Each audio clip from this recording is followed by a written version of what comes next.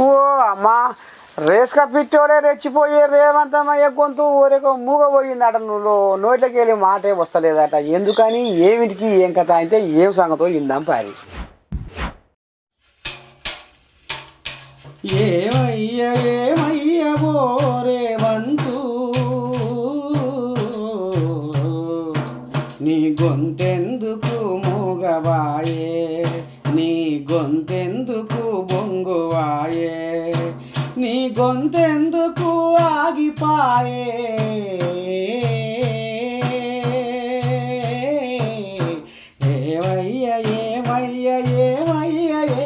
ఏమయ్య ఓ రేవంతో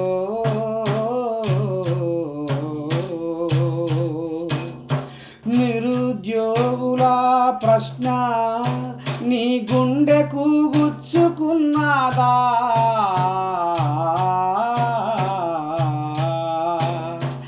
పార్లమెంటులో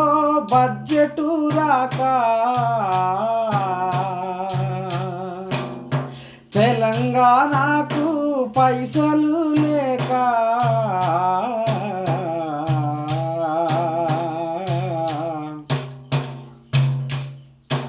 ఈ తెలంగాణ సంసారము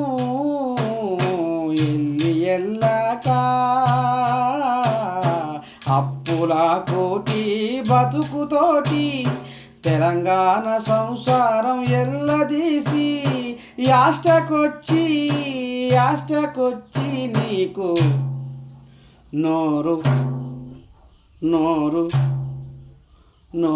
తిరుగుతాలేదా రేవంతు నోట్లకెళ్ళి మాట వస్తలేదా రేవంతో ఊరకో ఎందుకు కావచ్చు రేవంతానికి మొత్తం నోట్లకెళ్ళి మాట వస్తలేదా అంటే మరి ఇక ఇంతగా మన కేటీ రాములు ఏమో అనుకొస్తుండు అసలు నిజమా కాదా ఎందుకని ఏం కథ అంటే ఇది మాత్రం తెలంగాణ జనాలు అర్థం చేసుకోవాల్సిందే నువ్వులా ఒక్కసారి కేటీ రాములు ఏమంటుండో ఇందాం పారి అధ్యక్ష ముందుగా గౌరవ మంత్రి గారికి ఎందుకంటే వారు లెజిస్లేటివ్ అఫైర్స్ మినిస్టర్ కూడా వారిని అడగదలుచుకుంది ఏమంటే అధ్యక్ష వారు పెట్టిందేమో తీర్మానం అన్నారు తీర్మానం కాపీస్ అయితే మాకెవరికి రాలేదు తీర్మానం అన్నారు చర్చ ప్రారంభించారు మరి నేనేమనుకున్నానంటే ఎందుకంటే ఇంత ప్రాముఖ్యత కలిగిన అంశం కాబట్టి గౌరవ ముఖ్యమంత్రి గారే మరి రాష్ట్ర ప్రభుత్వ పక్షాన సమర్థవంతంగా తీర్మానం ప్రవేశపెడుతూ వాదన వినిపిస్తారేమో అనుకున్నాను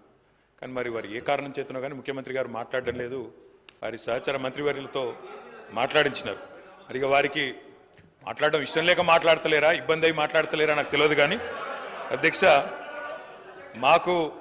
గత 10 సంవత్సరాలుగా మేము అక్కడ ఉండి చెప్పిందే ఇవాళ శ్రీధర్ బాబు గారు చెప్పిన అధ్యక్ష కొత్తదేం లేదు స్పీకర్ సార్ ముఖ్యమంత్రి గారు